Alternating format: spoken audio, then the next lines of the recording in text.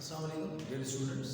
I hope you all are doing fine and well. This is me, Behrouz Ahmed Khan, and we have been studying chapter number 7, matrices, and it has been exercise number 7.2, 7.1, 2, and 3 we have studied, and now today we are going to start on exercise number 7.4. Okay, so 7.4 आज हम start करने जा रहे हैं. ठीक है, 7.4 के अंदर हमारे पास जो है वो कुछ डिफरेंट क्वेश्चंस हैं, कुछ अलग जो है वो काम है जो हमने आज इस एक्सरसाइज के अंदर करना है. ठीक है, अब इस सवाल आप सबसे पहले आ जाते हैं पहले सवाल पे. ये तो क्वेश्चन नंबर 2 है. हम पहले सवाल की तरफ आते हैं. पहला सवाल ये है, find the determinants of the following matrices. ठीक है, find the determinants of the following matrices. In matrices का डिटरमिनेंट मालूम करें. Find determinant of the following matrices. In matrices के डिटरमिनेंट मालूम करें. डिटरमिनेंट क्या होता है? ठीक है, हम इसको सॉल्व करेंगे कि डिटरमिनेंट होता क्या है. देखिए, मैं सॉल्यूशन करता हूँ. सॉल्यूशन से पहले मैं आपको बता देता हूँ कि डिटरमिनेंट होता क्या है. देखिए, डिटरमिनेंट होता क्या है. डिटरमिनेंट जो है वो एक मैट्रिक्स की वैल्यू होती है कि मैट्रिक्स की वैल्यू क्या है. डिटरमिनेंट का मतलब ये है कोई भी एक मैट्रिक्स है, जैसे मैट्रिक्स ए है. ठीक है, इसमें मैंने ये एलिमेंट लिखे. हम जानना चाह रहे हैं कि इस मैट्रिक्स की वैल्यू क्या है. उसको हमने डिटरमिनेंट का नाम दिया. मतलब अगर इस मैट्रिक्स को सॉल्व करते हैं और एक सिंगल वैल्यू के अंदर कन्वर्ट करते हैं तो ये क्या बनेगा, इसकी वैल्यू क्या बनेगी. ठीक है, अब इसके लिए होता क्या है, इसके लिए एक फॉर्मूला यूज होता है AD माइनस BC. डिटरमिनेंट जब भी निकालते हैं तब भी डिटरमिनेंट निकालते हैं तो आपका जो वेरिएबल होता है, जो मैट्रिक्स होता है A, उसके बराबर में ऐसा साइन यूज होता है. ठीक है, ये मॉड साइन में पहले भी पढ़ चुके हैं आप. तो ये ऐसा मॉड साइन यूज होता है, उसके दोनों तरफ जो भी वेरिएबल होता है आपका. ठीक है, जो भी वेरिएबल, ये अगर मैट्रिक्स A है, मैट्रिक्स B है, उसके दोनों तरफ ऐसा मॉड साइन यूज होता है. और उसके बाद डिटरमिनेंट निकालने के लिए क्या होता है कि आपके पास फॉर्मूला यूज होता है AD माइनस BC का. AD माइनस BC का क्या मतलब, देखें आपके पास जो मैट्रिक्स A है ना, इसके अंदर 4 एलिमेंट है, 1 2 3 4. जो पहला एलिमेंट है इसको A कह रहे हैं, दूसरे को B, तीसरे को C, चौथे को D. ठीक है, इस तरह से मतलब पहले एलिमेंट को हम कह रहे हैं A, दूसरे को B, तीसरे को C, चौथे को D. और जब हम इसका डिटरमिनेंट निकालते हैं, डिटरमिनेंट ऐसे निकलता है कि A मल्टीप्लाई करता है D से, बीच में माइनस आता है, और C मल्टीप्लाई करता है B से B. ठीक है, A मल्टीप्लाई करेंगे मतलब ये आपस में मल्टीप्लाई करते हैं, ये आपस में मल्टीप्लाई. आसान करने के लिए बता रहा हूँ कि जैसे अगर मैंने दोबारा एक मैट्रिक्स बनाया 2 4 6 8, तो ये तो फॉर्मूला है, मैंने आपको बता दिया ये A है, ये B है, ये C है, ये D है. लेकिन जब इसका डिटरमिनेंट निकालेंगे तो क्या होगा, आप क्या करेंगे, AD माइनस BC का मतलब ये है कि ये डायगोनल है पहला. इनके एलिमेंट्स को आपस में मल्टीप्लाई करेंगे. 2 मल्टीप्लाई 8, बीच में आता है माइनस, और इनके एलिमेंट्स को आपस में मल्टीप्लाई करेंगे. उसके बाद 2 8 16 माइनस 6 4 24, और ये माइनस करेंगे तो माइनस 8 बचेगा. इसका मतलब B जो है उसका आंसर माइनस 8 है. ठीक है, यानी ये सॉल्यूशन पे आ जाएगा तो देखिए मॉड साइन हट जाएगा और ये आंसर आ जाएगा. इसका मतलब ये मैट्रिक्स जो है इसका डिटरमिनेंट है माइनस 8. ठीक है, अब मैट्रिक्स के डिटरमिनेंट में दो केसेस होते हैं. एक केस जो है उसको हम कहते हैं सिंगुलर मैट्रिक्स, और एक केस को कहते हैं नॉन सिंगुलर मैट्रिक्स. अब ये सिंगुलर नॉन सिंगुलर क्या है. देखिए, सिंगुलर का मतलब होता है सिंगल. सिंगुलर निकला सिंगल से. सिंगुलर का मतलब ऐसा मैट्रिक्स जिसके अंदर क्या आ जाए, सिंगल वैल्यू आ जाए, या हम कह सकते हैं कि नो वैल्यू, कोई वैल्यू ना हो, यानी कि zero matrix, null matrix. Singular matrix ऐसा मैट्रिक्स होता है कि जिसका आंसर जो है वो क्या आता है, जीरो. अगर आंसर डिटरमिनेंट का जीरो आ जाए तो वो सिंगुलर मैट्रिक्स कहलाता है. ठीक है, जीरो आ जाए यानी इस मैट्रिक्स के अंदर एलिमेंट जो है उनका डिटरमिनेंट सब कुल मिला के जीरो निकल सकता है. एलिमेंट्स भी हो अंदर इसी तरह से, लेकिन जब सॉल्व करेंगे तो जीरो आ जाएगा. ठीक है, और एक होता है non singular. Non singular matrix वो होता है जिसके अंदर डिटरमिनेंट जब निकालते हैं तो जीरो ये नहीं आता, नॉट इक्वल, जीरो नहीं आता. जीरो नहीं आता का मतलब कुछ भी आ सकता है, 1 2 3 ऑनवर्ड्स, -1 -2 -3, लेकिन जीरो नहीं है. ठीक है, तो इस तरह सॉल्व करते हैं आप. सबसे पहले मैंने इस मैट्रिक्स को नाम दिया A का. ठीक है, 5 3 4 2. यार अब मैं निकालने वाला हूँ डिटरमिनेंट. डिटरमिनेंट निकालने के लिए मैंने क्या किया, अपने मैट्रिक्स को पहले सबसे पहले डिटरमिनेंट के जो मॉड साइन उसके अंदर डिनोट कर दिया. अब इसके अंदर ऐसे ब्रैकेट नहीं बनेगा स्क्वायर. अब क्या होगा, अब ये होता है कि ये मल्टीप्लाई करता है इससे, 5 मल्टीप्लाई 2 पहला वाला, यानी कि फर्स्ट डायगोनल मल्टीप्लाई करता है, बीच में आता है माइनस. ये आपने कॉपी में बनाना नहीं है, ये मैं आपको सिर्फ सिखा रहा हूँ. ये इससे मल्टीप्लाई करता है और ये इससे. 3 मल्टीप्लाई 4, 5 मल्टीप्लाई 2, बीच में माइनस फॉर्मूले का, और 3 मल्टीप्लाई 4 उसके बाद ये हो गया 10 माइनस 3 4 12। ठीक है, कोई प्रॉब्लम इसमें? अब क्या होगा, अब देखिए आप 10 माइनस 12 माइनस 2 बचेगा, डिटर्मिनेंट ऑफ ए आ गया आपके पास 2, ए का डिटर्मिनेंट आपके पास आ गया है 2। अब इससे क्या पता लग रहा है कि A is a non singular matrix. A जो है वो एक नॉन सिंगुलर मैट्रिक्स है, ये पता लगा, क्योंकि ए का आंसर जो है वो आपके पास क्या आ रहा है, ए का आंसर आ रहा है आपके पास -2। ठीक है, इससे हमें पता लगा कि ए जो है वो एक नॉन सिंगुलर मैट्रिक्स है। सही, आगे बढ़ते हैं, इसको सॉल्व करते हैं। सबसे पहले हमने क्या किया, इसको समझने के बी के बराबर कर दिया, ये इक्वल है बी के 8 माइनस √2 5 और √2।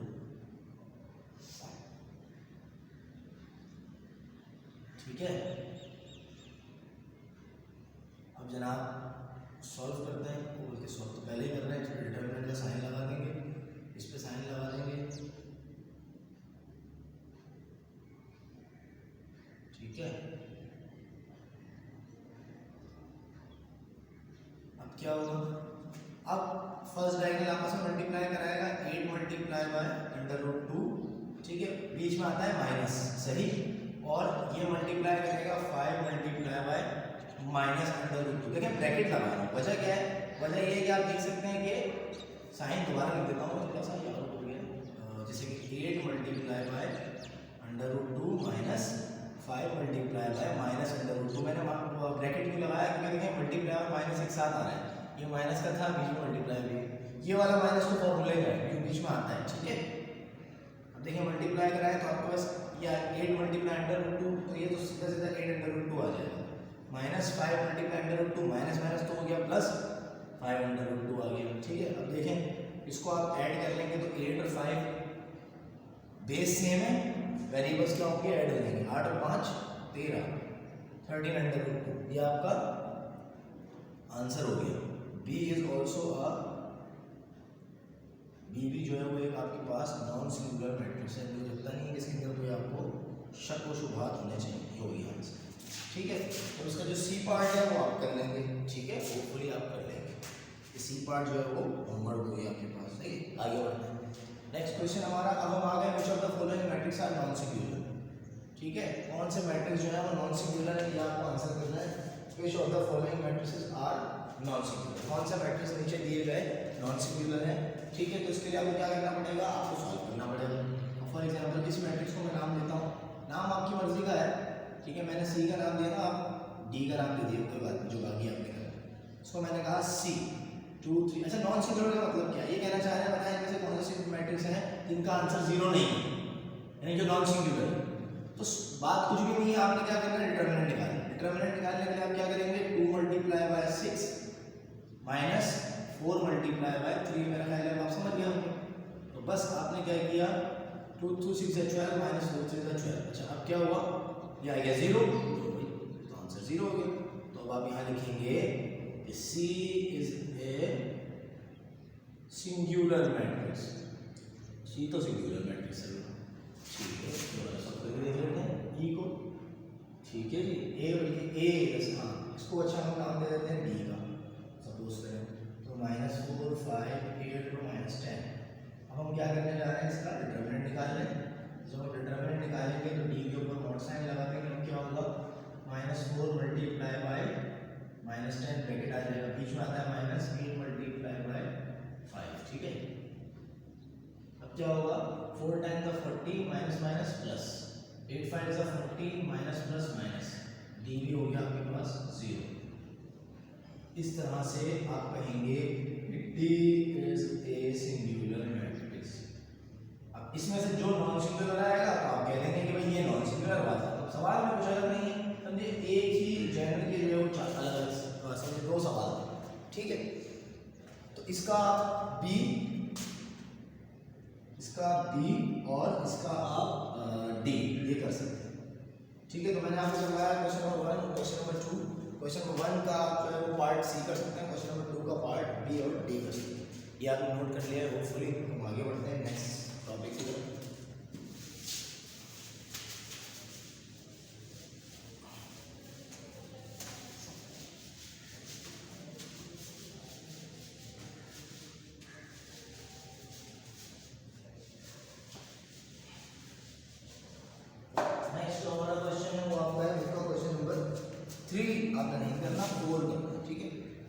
के अंदर ऑटोमेटिकली सब कुछ हो जाएगा, 3 वाला काम भी हो जाएगा। तो 4 करेंगे, find the inverse of the following matrix.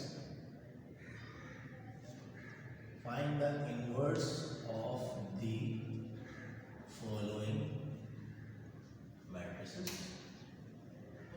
ठीक है। और आगे लिखा है इफ पॉसिबल। अब ये इफ पॉसिबल का क्या मतलब है, पॉसिबल हो या ना हो देख लेते हैं भाई, क्या मसला है, अभी क्लियर हो जाएंगी सारी चीज़ें। पहला सवाल बता रहा हूँ आपके सामने। सवाल तो ये है ना कि ये इनवर्स है क्या चीज़, यही नहीं पता। चलें बात कर लेते हैं इसके बारे में। What is inverse? इनवर्स बेटा, इनवर्स आपके पास जो है वो कहते हैं अपोजिट को, ठीक है। इनवर्स किसे कहते हैं? इनवर्स कहते हैं अपोजिट को। देखें फॉर एग्जांपल जैसे कि आपने पढ़ा है मल्टीप्लिकेटिव इनवर्स या एडिटिव इनवर्स, ठीक है। मतलब अगर 5 आपका एक नंबर है तो उसका एडिटिव इनवर्स होता है -5। अगर एक नंबर है आपके पास 4/3 तो इसका मल्टीप्लिकेटिव इनवर्स होता है 3/4। तो मल्टीप्लाई करें तो 1 हो जाए, एडिटिव में होता है प्लस करें तो 0 हो जाए, सही है। ये इनवर्स, इनवर्स का मतलब होता है उलट, अपोजिट, सही है। तो यहाँ पे आपके पास भी क्या है, यहाँ पे भी आपके पास यही है कि find the inverse of the following matrix if possible. Matrix का इनवर्स निकालें। अब मैट्रिक्स का इनवर्स कैसे निकलते हैं? मैट्रिक्स के इनवर्स जो है बेसिकली देखें, अगर ये मैट्रिक्स ए है ना, ठीक है, अगर ये मैट्रिक्स ए है तो इसका इनवर्स यहाँ नहीं लिखता, रफ में लिखता। अगर मैट्रिक्स ए है तो समझे मल्टीप्लिकेटिव एडिटिव को तो छोड़ दें, मल्टीप्लिकेटिव की बात करें। अब मल्टीप्लिकेटिव इनवर्स कैसे निकलता है कि जो भी वैल्यू है उसका उलट, उसको उलट के लिखते हैं। फॉर एग्जांपल अगर 1/2 है तो उसका मल्टीप्लिकेटिव इनवर्स होगा 2/1। नीचे वाला वाला नहीं लिखते तो 2 आ जाए। अगर -3 है तो इसका मल्टीप्लिकेटिव इनवर्स होगा -1/3, सही। तो यहाँ पे आपका a जो अगर आपका जो है वो एक नंबर है यानी कि एक अल्फाबेट है तो इसका इनवर्स होगा 1/a। तो क्या हो जाए, a से a कट जाए और बचे 1। तो हमने क्या करना है, इनवर्स कैलकुलेट करना है। यानी कि a हमें दिया हुआ है एक मैट्रिक्स, हमने इसका इनवर्स यानी 1/a कैलकुलेट करना है। 1/a ये हमें कैलकुलेट करना है।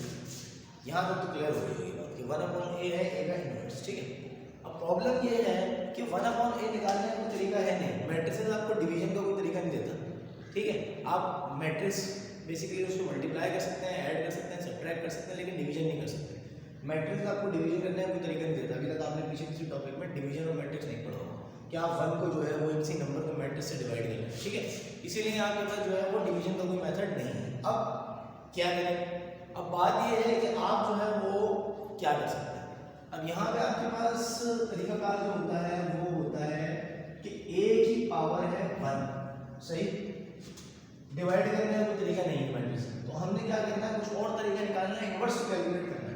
तो हम ये करते हैं कि a को ऊपर मूव करते हैं। आपको पता है जब भी कोई वेरिएबल ऊपर मूव करता है तो उसकी पावर माइनस हो जाती है। तो जब ये वेरिएबल ऊपर जाएगा तो उसकी पावर हो जाएगी माइनस। तो ये वेरिएबल ऊपर जाएगा तो उसकी पावर हो जाएगी माइनस, यानी ये 1/a जो है वो बन जाएगा a-1। ये क्या है, a का इनवर्स, यानी a का इनवर्स है a-1। और दोनों को मल्टीप्लाई करें तो 1 भी आएगा। ये a की पावर 1 है, a की पावर -1 है, 1 में से बन गया। a की पावर 0 बची, a की पावर 0 का मतलब होता है 1, यानी ऐसे होगा 1 - 1 तो a की पावर बची 0, आंसर आता है। तो मैं बताना ये चाह रहा हूँ आपको सिर्फ कि हमने इनवर्स कैलकुलेट करना है। तो इनवर्स असल में ऐसे लिखा जाता है, ये इनवर्स को ऐसे डिनोट करते हैं, ये है a इनवर्स, ठीक है। a पावर -1 इसको कहते हैं a इनवर्स। अब a इनवर्स हमने कैलकुलेट करना है, हमसे कहा गया find the calculate the inverse if possible. Inverse calculate करें अगर पॉसिबल है तो। इसके लिए हमारे पास क्या है, इसके लिए हमारे पास एक फॉर्मूला है। फॉर्मूला क्या है, फॉर्मूला होता है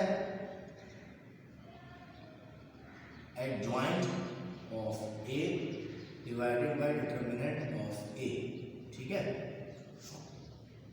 adjoint of a divided by determinant of a। a के एडजॉइंट को डिवाइड कराएं a के डिटरमिनेंट से। अब ये डिटरमिनेंट का स्टेप तो आपको आता है, सही। आपको एडजॉइंट नाम नया लगा है, एडजॉइंट से अभी तक आपको कोई रास्ता नहीं हुआ, तो एडजॉइंट को हमें क्या करना पड़ेगा, देखना पड़ेगा। अच्छा, इनवर्स निकालते हुए एडजॉइंट ऑफ a को डिवाइड करते हैं डिटरमिनेंट ऑफ a से, तो हमारे पास इनवर्स आ जाएगा। इसका मतलब ये पहले हमें एडजॉइंट ऑफ a कैलकुलेट करना चाहिए, फिर हमें इनवर्स कैलकुलेट करके ये डिटरमिनेंट कैलकुलेट करना चाहिए। दोनों चीज़ें कैलकुलेट की, डिवाइड करा है, इनवर्स का आंसर बहुत सिंपल। लेकिन मेरी बात सुनो, देखें एक उस रूल ये होता है कि आपका डिटर्मिनेंट ऑफ ए जो है ना, ये आपको पता है कभी कभी नॉन सिंगुलर भी आ जाता है, कभी कभी सिंगुलर भी आ जाता है। जैसे कि हमने पीछे सवाल किए बी और ए और सी, उसके अंदर ए जो डिटर्मिनेंट ऑफ ए था वो 0 आया था, डिटर्मिनेंट ऑफ ए 0 आया था। डिटर्मिनेंट ऑफ ए जो 0 आया था तो उसके 0 आने की वजह से क्या हुआ था कि आपका मैट्रिक्स तो 0 हो गया। अब यहाँ पे अगर आप डिटर्मिनेंट ऑफ ए की वैल्यू 0 रखेंगे तो ऊपर जो भी होगा वो 0 से डिवाइड करके क्या हो जाएगा 0। डिटर्मिनेंट ऑफ ए अगर 0 हो जाए तो नीचे कोई भी वैल्यू होती है वो जब डिवाइड करेगी ना 0 से तो वो 0 हो जाएगी, ऊपर कुछ भी हो 0 से डिवाइड करेगी तो 0 हो जाएगी। तो फिर ऐसा इन्वर्स ही बेकार हो जाता है क्योंकि इन्वर्स का आंसर भी 0 हो जाएगा। तो अगर आपका डिटर्मिनेंट ऑफ ए सिंगुलर होता है तो आप इन्वर्स निकालेंगे नहीं, आप नहीं निकालेंगे इन्वर्स, बिकॉज प्रॉब्लम ये है कि उसका इन्वर्स भी 0 हो जाएगा ना, इन्वर्स होगा ही नहीं, पॉसिबल ही नहीं होगा। जब मैट्रिक्स 0 है तो इन्वर्स क्या निकलेगा, इन्वर्स भी 0। तो इसीलिए हम क्या करते हैं, इसीलिए हम ये करते हैं कि भाई डिटर्मिनेंट निकालते हैं पहले। मैं क्या बताना ये चाह रहा हूँ कि हम पहले मैं कह रहा हूँ कि उसूलन हमें एडजॉइंट निकालना चाहिए, फिर डिटर्मिनेंट निकालना चाहिए, लेकिन हम यहाँ पे पहले जो है वो इन्वर्स के अंदर पहले डिटर्मिनेंट निकालते हैं, बाद में एडजॉइंट निकालते हैं। हम पहले डिटर्मिनेंट निकालते हैं, डिटर्मिनेंट ऑफ ए पे जा रहे हैं, उसके लिए हमने ए को उतारा। ए का मैट्रिक्स क्या है 2 5 6 7। डिटर्मिनेंट कैसे निकलता है आप जानते हैं, ठीक है। 2 × 7 - 6 × 5 सही। अब क्या होगा, आप मल्टीप्लाई कर लें, 2 7 = 14 - 6 5 = 30, ठीक है भाई। अब आप माइनस करा लें तो आंसर आपके पास आ जाएगा -16, और ये हो गया आपका, ठीक है। ए इज नॉन सिंगुलर मैट्रिक्स, आपकी कंडीशन पूरी हो गई। ए नॉन सिंगुलर मैट्रिक्स है, ए नॉन सिंगुलर मैट्रिक्स है तो इन्वर्स पॉसिबल होगा। सो बस सही काफ़ी है, वैसे आप लिख सकते थे कि सो इन्वर्स इज पॉसिबल, लेकिन मेरा लिए काफ़ी है, ठीक है। अब ये आपके पास जो है वो कंडीशन पूरी हो गई कि ए जो है वो क्या आ गया। अगर ये ए 0 आता नॉन सिंगुलर होता तो आप कहते थे, सिंगुलर होता तो आप कहते हैं there is no solution possible, there is no inverse possible, ठीक है। ये आपके पास आ गया a non singular matrix, answer आ गया 16। अब हम क्या करेंगे, अब हम ये करेंगे कि हम जो है वो अब जाएंगे एडजॉइंट में, यानी पहले इन्वर्स डिटर्मिनेंट निकाल के अब एडजॉइंट में जाएंगे। अब हम लिखेंगे adjoint of A, adjoint of A, ठीक है। एडजॉइंट ऑफ ए निकालने के लिए हम ये करेंगे adjoint of A equal to, हम क्या करेंगे, हम जो है ये मैट्रिक्स उतारेंगे 2 6 5 7। एडजॉइंट ऑफ ए के लिए हम ये मैट्रिक्स उतारेंगे, ये मैट्रिक्स उतारेंगे। उसके बाद हम क्या करेंगे, एडजॉइंट ऑफ ए के लिए हम ये मैट्रिक्स उतारने के बाद एडजॉइंट ऑफ ए निकालेंगे। कैसे निकालते हैं adjoint of A, adjoint of A ऐसे निकालते हैं कि हम ध्यान से देखिए, ये स्टेप जो है वो आपका काफ़ी डिफरेंट है क्योंकि आपने पहले नहीं किया। एडजॉइंट ऑफ ए आप कैसे निकालते हैं, एडजॉइंट ऑफ ए निकालने के लिए आपके पास 2 डायगोनल होते हैं मैट्रिक्स के अंदर, मैट्रिक्स के अंदर 2 डायगोनल होते हैं, ठीक है। एक ये और एक ये कहलाता है फर्स्ट डायगोनल, ये कहलाता है सेकंड डायगोनल। पहले डायगोनल के एलिमेंट्स एक दूसरे से एक्सचेंज हो जाते हैं और दूसरे डायगोनल की साइंस एक्सचेंज हो जाती है, दूसरे डायगोनल की साइंस एक्सचेंज हो जाती है -5 -6, ठीक है। मैं क्या कहना चाह रहा हूँ, पहले डायगोनल के जो एलिमेंट्स हैं वो एक्सचेंज हो जाते हैं, काफ़ी डिफरेंट है, इसको आपको बड़ा ध्यान से देखना पड़ेगा, एक बार फिर बताऊंगा, इशू नहीं है। देखें क्या करना है आपने एडजॉइंट निकालने के लिए, पहले डायगोनल के एलिमेंट्स, जो एलिमेंट्स हैं पहले डायगोनल के क्रॉस सेक्शन के वो एक्सचेंज करते हैं, ये इधर आ जाएगा, ये इधर आएगा। अगर इसके साथ माइनस होगा तो वो भी इसके साथ ही आ जाएगा, मतलब जैसा एलिमेंट है वो वहाँ चले जाएगा, वो वहाँ चले जाएगा। और दूसरे डायगोनल की साइंस चेंज हो जाती है, साइंस का मतलब ये अगर प्लस है तो माइनस हो जाएगा, माइनस है तो प्लस हो जाएगा, इस तरह से साइंस चेंज है, ठीक है। ये निकल गया एडजॉइंट, बस और कुछ नहीं, एडजॉइंट निकल गया। अब हम क्या करेंगे, अब हम जाएंगे इन्वर्स की तरफ, बहुत सिंपल। अब आपके पास जो है वो एडजॉइंट तक तो हो चुका है, अब इन्वर्स निकालने में प्रॉब्लम क्या है, इन्वर्स निकालने के लिए क्या करेंगे, इन्वर्स का फॉर्मूला लगाएंगे जो होता है adjoint of A divide by determinant of A, already हम पहले लिख चुके हैं। तो बस अब आपने क्या करना है, एडजॉइंट को ऊपर लिखना है।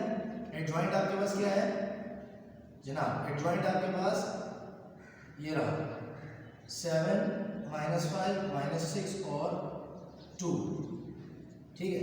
और उसको डिवाइड कर देंगे डिटर्मिनेंट से, डिटर्मिनेंट आपके पास क्या आएगा -16, ठीक है। अब क्या होगा, अब देखें मैट्रिक्स का हर एलिमेंट -16 से डिवाइड करेंगे, सही।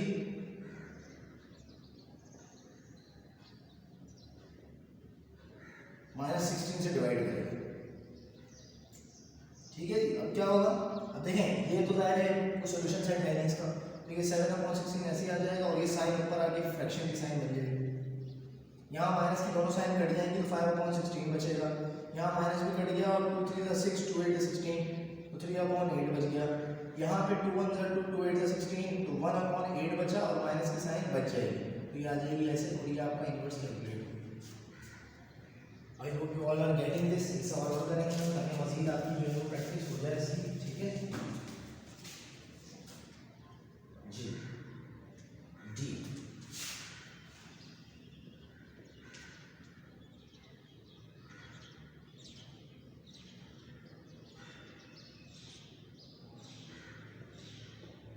जरा हमने निकालना है क्या, ए इनवर्स, सही। तो ए इनवर्स निकालने के लिए होता क्या है, होता है फॉर्मूला लगता है, फॉर्मूला होता है adjoint of A divided by determinant of A, ठीक है। अब सबसे पहले हम क्या करने जा रहे हैं, सबसे पहले हम निकालने जा रहे हैं डिटरमिनेंट ऑफ ए, ठीक है भाई। डिटरमिनेंट ऑफ ए निकालने के लिए ए को उतारा 0.5 5 0.2 और 2, ठीक है। अब क्या करेंगे, अब हम ये करेंगे कि भाई आपका अल्लाह भला करे डिटरमिनेंट निकालेंगे। 0.5 multiply by 0.2 minus 0.2 multiply by 5, ठीक है भाई। तो ये हो जाएगा आपका 0.5 मल्टीप्लाई बाय 2 तो 1 हो जाएगा, माइनस 0.2 मल्टीप्लाई बाय 5 भी 1 हो जाएगा, ज़बरदस्त। तो ये हो गया 0। इससे हमें पता लगा कि भाई ए इज अ सिंगुलर मैट्रिक्स। तो ए अगर सिंगुलर मैट्रिक्स है सो इनवर्स इज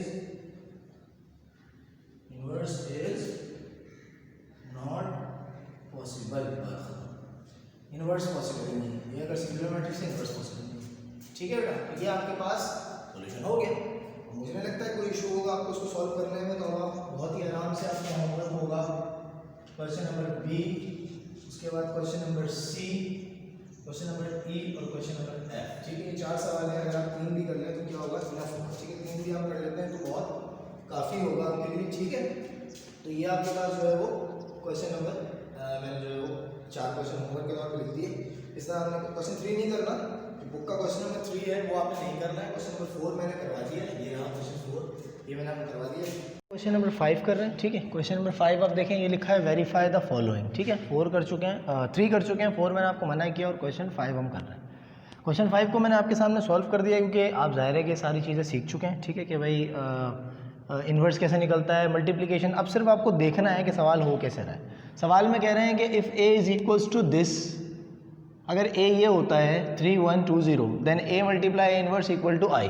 तो ए को ए इन्वर्स से मल्टीप्लाई कराएं तो आई आना चाहिए और वो इक्वल होना चाहिए ए इन्वर्स मल्टीप्लाई ए के। इसका मतलब क्या है, इसका मतलब ये है कि ए मल्टीप्लाई ए इन्वर्स, ए को ए इन्वर्स से मल्टीप्लाई करना है। ए इन्वर्स निकालना आपको आता है, ए आपके पास गिवन है, ए को ए इन्वर्स से मल्टीप्लाई कराएं तो इक्वल टू आई होना चाहिए, मतलब आइडेंटिटी मैट्रिक्स। आइडेंटिटी मैट्रिक्स वो होता है जिसका आंसर होता है 1 0 0 1, तो आपके पास ये आना चाहिए 1 0 0 1, ठीक है। तो 1 0 0 1 आना चाहिए और ये इक्वल होना चाहिए इसके ए इन्वर्स मल्टीप्लाई ए के, यानी ए इन्वर्स को अगर ए से मल्टीप्लाई कराएं तब भी आई होना चाहिए, यानी ऐसे मल्टीप्लाई करें या ऐसे, पहले इन्वर्स हो बाद में जो है वो ए हो, या फिर पहले ए हो बाद में इन्वर्स हो, सेम रिजल्ट होना चाहिए आई, ठीक है। सबसे पहले हम क्या करेंगे, ए का मैट्रिक्स उतारेंगे। ए का मैट्रिक्स उतारने के बाद उसका क्या करेंगे, एडजॉइंट इन्वर्स निकालेंगे, फॉर्मूला लिखेंगे एडजॉइंट डिवाइडेड बाय डिटरमिनेंट। अब डिटरमिनेंट निकालेंगे ए का, ए को लिखा, ए का मैट्रिक्स ये रहा, मल्टीप्लाई 3 मल्टीप्लाई 0 बीच में माइनस 2 मल्टीप्लाई 1, 3 0 0 होता है, 2 मल्टीप्लाई 1 -2, तो 0 -2 बचेगा। ये नॉन सिंगुलर मैट्रिक्स है। आगे बढ़ते हैं, एडजॉइंट। एडजॉइंट कैसे निकलता है, मैट्रिक्स उतारा, पहले वाले डायगोनल के एलिमेंट्स एक्सचेंज हो जाते हैं और दूसरे वाले की साइन चेंज हो जाती है, ठीक है। ये आ गया आपके पास एडजॉइंट। अब आते हैं इन्वर्स पे। इन्वर्स निकालने के लिए क्या करना होता है, इन्वर्स निकालने के लिए आपको जो है वो एडजॉइंट को ऊपर रखना है और डिटरमिनेंट को नीचे। अब हर वैल्यू को डिटरमिनेंट से डिवाइड कराएं, -2 डिवाइड बाय -2, ये मैंने क्या किया है ज़रा बता दूं आपको मैं, ये है -1 डिवाइड बाय -1, ठीक है। ये है -2 डिवाइड बाय -2, उसके बाद फिर ये है 3 डिवाइड बाय -2, ठीक है। ये सब आपने कर लिया है। अब आपके पास आप देख सकते हैं कि यहाँ पे हमारे पास जो है वो 0 डिवाइड बाय -2 जो है वो 0 हो जाएगा, ये माइनस का साइन कट जाएगा दोनों का, तो ये 1/2 हो जाएगा। इन दोनों का माइनस का साइन कटेगा तो ये 2 डिवाइड बाय 2 1 हो जाएगा, और ये -3/2 हो जाएगा। ये आ गया इन्वर्स। अब इन्वर्स के बाद क्या है? अब इन्वर्स के बाद आपने आगे बढ़ना है a multiply by a inverse की तरफ, ठीक है। आपने जाना है a मल्टीप्लाई a इन्वर्स करके चेक करना है कि रिजल्ट क्या आता है। क्या कहा मैंने कि आपने जो है वो a इन्वर्स तो निकाल लिया, अब आपने a मल्टीप्लाई a इन्वर्स इस साइड को सॉल्व करना है, बाद में इस साइड को। तो पहले इस साइड को सॉल्व करेंगे।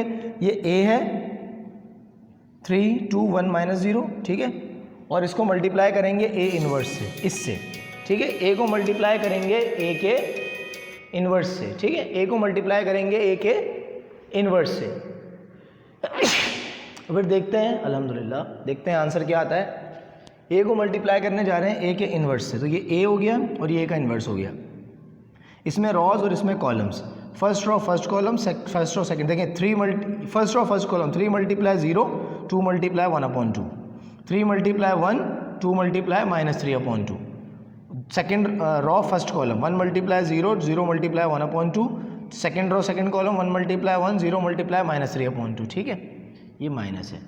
उसके बाद 3 0 0 2 मल्टीप्लाई, ये 2 कट गया, 1 बचा, 1 0 0 0, ये 0 हो गया, 0 मल्टीप्लाई 0 हो गया, 3 1 3 -3, 2 से 2 कटा -3, 1 मल्टीप्लाई 1 0 0, 1 + 0 1 हो जाएगा, 1 + 0 1 हो जाएगा, 3 में से 3 जाएगा तो 0 बचेगा, ठीक है। उसके बाद जो है वो ये आपके पास 1 0 0 1 आ गया, इक्वल टू i का मतलब ये i के इक्वल है, ठीक है, i के इक्वल है ये। अब आगे बढ़ते हैं। अब हम जाते हैं अपने, यानी कि हमने अभी ये वाली साइड सॉल्व कर ली, लेफ्ट हैंड साइड, ठीक है। लेफ्ट हैंड साइड सॉल्व हो गई, a मल्टीप्लाई a इन्वर्स का आंसर हमारे पास जो है वो i आ गया। अब हम राइट हैंड साइड सॉल्व करेंगे, यानी i तो आ चुका है ऑलरेडी, इसको हमने कह दिया कि भाई ये इक्वल टू i है, ठीक है। अब हम उस तरफ जा रहे हैं, उस तरफ जा रहे हैं कि भाई a inverse multiply a equal to i होता है या नहीं। तो a इन्वर्स यहाँ निकल चुका है, इसको रखा, a को रखा, मल्टीप्लाई कराया, first row first column 0 multiply 3 1 multiply 1 0 multiply 2 1 multiply 0, ठीक है, 1/2 मल्टीप्लाई 3 -3/2 मल्टीप्लाई 1 1/2 मल्टीप्लाई 2 -3/2 मल्टीप्लाई 0, ठीक है। ये 0 हो गया, ये 1 हो गया, ये 0 हो गया, ये 0 हो गया, ये 1/2 मल्टीप्लाई 3 3/2 और ये -3/2, ये 0 हो जाएगा। ये 1/2 मल्टीप्लाई 2 2 से 2 कटा, 1 बचा, और ये 3, ये 0 हो गया, 1 + 0 0 + 1 और ये 0, ठीक है। इसके बाद अब आप आगे क्या करेंगे? इसके बाद आप लिखेंगे कि ये इक्वल टू i है, और पूरी की पूरी इक्वेशन जो कि ये भी इक्वल टू i है और ये भी इक्वल टू i है, तो हैंस प्रूफ, सब प्रूफ हो गया, ठीक है भाई। प्रूफ हो गया तो ये आपका क्वेश्चन हो गया। अब आप इसके बाद क्वेश्चन नंबर b और c एज अ होमवर्क जो है वो कर सकते हैं, ठीक है बेटा। तो ये b और c इसका आप कर सकते हैं as a homework. d e f आपने नहीं करना, बस आपने इसका b और c करना है। तो इस तरह आपका काम जो है वो, टास्क जो है वो मुकम्मल हो जाएगा इस क्वेश्चन का। तो ये हमारे पास क्वेश्चन नंबर हमने 5 कंप्लीट कर लिया। अब हमें इसका लास्ट क्वेश्चन सॉल्व करना है जो है क्वेश्चन नंबर 6। 5 का मैंने आपको बता दिया, मैंने आपको करवाया 5 का ए के बाद आपने करना है बी सी, ठीक है, आगे नहीं करने। अब नेक्स्ट हमने जो जाना है डायरेक्टली क्वेश्चन नंबर 6 की तरफ, ठीक है। तो क्वेश्चन नंबर 6 पे चलते हैं, ज़रा जल्दी से इसको इरेज कर रहा हूँ मैं आपके सामने से।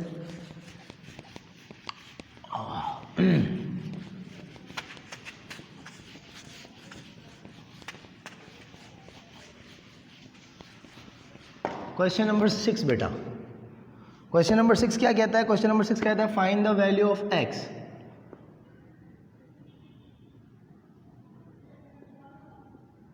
Find the value of x, ठीक है, if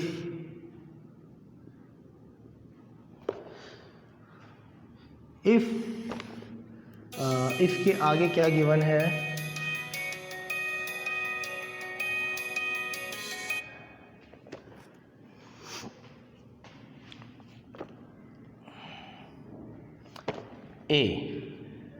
A is a singular matrix, A singular matrix है where A is equal to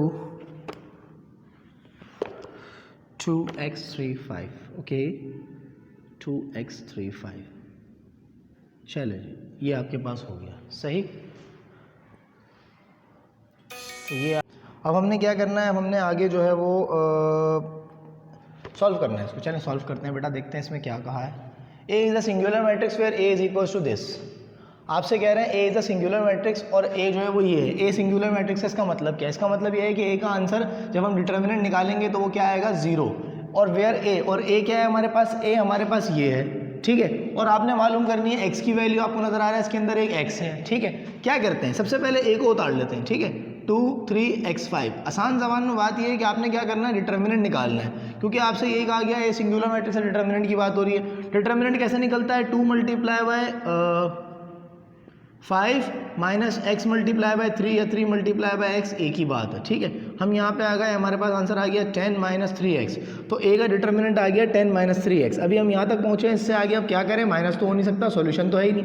लेकिन एक चीज़ हमें कही गई है कि A is a singular matrix. ये इन्होंने हमें शुरू में बताया था यहाँ पे कि ए जो है वो सिंगुलर मैट्रिक्स है। अगर ए सिंगुलर मैट्रिक्स है तो क्या होगा, ए इक्वल टू 0 होगा, ठीक है। यानी ये अगर सिंगुलर मैट्रिक्स है तो इसका मतलब ये हुआ कि डिटर्मिनेंट ए इक्वल टू 0 होना चाहिए, सही। डिटर्मिनेंट ए इक्वल टू 0 होना चाहिए, ठीक है। तो इस वजह से हम क्या करेंगे, डिटर्मिनेंट ऑफ ए अभी जो हमारे पास आ रहा है 10 माइनस 3x, और इसका जब आंसर निकलेगा तो क्या होगा, 0 होगा। जब इसका आंसर निकलेगा तो वो 0 होगा, ठीक है। तो आप ये कह लें कि भाई मैंने इक्वेशन उतारी और ये कहा भाई put determinant of A equal to 0, क्योंकि ये सिंगुलर मैट्रिक्स है। डिटर्मिनेंट ऑफ ए की जगह क्या आ जाएगा, दोबारा बता रहा हूँ कि इन्होंने कहा आपसे कि ए सिंगुलर मैट्रिक्स है, उसका डिटर्मिनेंट 0 आएगा, तो डिटर्मिनेंट ऑफ ए की जगह 0 आ जाएगा और 10 माइनस 3x ऐसे ही आ गया। अब ये बन गई equation, simple equation. Minus 3x इधर आगे प्लस हो गया, 10 उधर ही है, x को अकेला किया, 10/3 ये आ गया x का आंसर, ठीक है। ये सवाल आपका हो गया सॉल्व। आगे बढ़ते हैं, देखते हैं नेक्स्ट क्वेश्चन में क्या है। नेक्स्ट आपके पास है, इसके अंदर कहते हैं कि पहले मैं आपको करवा रहा हूँ चौथा। अभी मैंने आपको करवाया है ये पहला, ठीक है, नंबर 1 करवाया है। अब आपको मैं करा रहा हूँ 4, ठीक है। 4 में क्या है आपके पास, x 5, ठीक है, और 6x, और आपसे कहा जा रहा है कि 132, और सवाल आपके पास ये है कि x की वैल्यू निकालें। तो x की वैल्यू, सवाल आपके पास ये है कि x की वैल्यू निकालें। उसके लिए आप क्या करेंगे, उसके लिए आप ये करेंगे जनाब कि आप ये दोनों मैट्रिक्स आपस में क्या कर रहे हैं, मल्टीप्लाई। तो आप इन मैट्रिक्स को आपस में मल्टीप्लाई कराएंगे, इनको आपस में मल्टीप्लाई कराएंगे, ठीक है। मल्टीप्लाई कैसे करेंगे, row multiply column, x multiply 6 + 5 multiply x equal to 132। अब देखें ज़रा क्या होता है, x multiply 6x + 5x equal to 132। मैं इनका ये साइन जो है वो अब इग्नोर कर रहा हूँ, तो ये 11x हो गया इक्वल टू 132। x को अकेला किया 132, 11 इधर आके डिवाइड, 11 1 11, 11 1 11, 11 2 22, ठीक है। अगर आप डिवाइड करेंगे कैलकुलेटर से तो आपको बिल्कुल आसानी से आंसर मिलेगा। 11 11 2 22, तो x का आंसर आ जाएगा 12। ये देखें x निकल आया, तो प्रॉब्लम इसके अंदर। तीसरा सवाल हम करने जा रहे हैं जो कि बेसिकली आपके पास है नंबर 2, ठीक है। मैंने आपको नंबर 1 और 4 पहले करा दिया, 2 पे आते हैं। 2 के अंदर आपसे कह रहे हैं कि भाई ए आपके पास आ रहा है 423x, ठीक है, और दूसरा आपके पास आ रहा है बी 1/2 2 - 3 - 2 2 - 3 - 2 और 4, 2 - 3 - 2 और 4, सही। अब ये आपके पास जो है वो 2 - 3 - 2 और 4 करना क्या है, multiple inverse of each other, are multiplicative inverse of